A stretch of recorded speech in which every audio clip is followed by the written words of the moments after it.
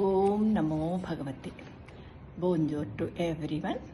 1966 August 28 quotation. శ్వేత గులాబీలలో మనం డైలీ ఒకటి చెప్పుకుంటున్నాం కదా. అమ్మ ఇందులో ఏం తెలియజేస్తున్నారు? Goodness. Why do you listen to all these stories? They simply spoil your mind and your sadhana. But you must know that in each and every one of my children, whenever they think, speak or act under the impulse of falsehood, it acts on my body like a blow. So do not listen to all these silly stories and think only of the divine love అంటున్నారమ్మ. మంచిదే, మంచితనం మంచిదే.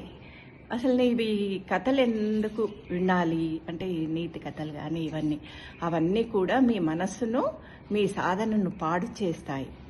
మీరు ఒక విషయం గ్రహించాలి. ఏంటంటే, నేను ఎన్నుకున్న నా బిడ్డలో, ప్రతి బిడ్డలో కూడా వారు అసత్యంగానే అబద్ధం పలికినా, నటించినా, లేకపోతే అసత్యమైన ప్రేరణతో నటించిన ఏది చేసినా కూడా అవన్నీ కూడా నా దేహం పైన, నా మేను పైన అవి దెబ్బల్లాగా, ఒక బ్లోలాగా పనిచేస్తూ ఉంటాయి. అంటే మనము అమ్మకు పనిష్మెంట్ ఇచ్చినట్టుగా అవుతుంది మనం ఏ చిన్నది అబద్ధం ఆడినా కూడా. అందువల్ల అమ్మ ఏమంటున్నారు, ఇంకా ఆ వెర్రి కథలన్నీ వినకుండా దివ్య ప్రేమను గురించి మాత్రమే భావన చేయాలి, ఆలోచిస్తూ ఉండాలి దివ్య ప్రేమను.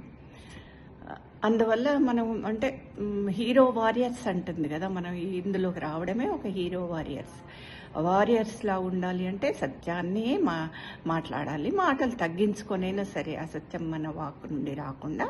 ఎందుకంటే అదంతా కూడా అమ్మ దేహం పైన భౌతికంగా కూడా అది చాలా అమ్మను ఇబ్బంది పెడుతూ ఉంది.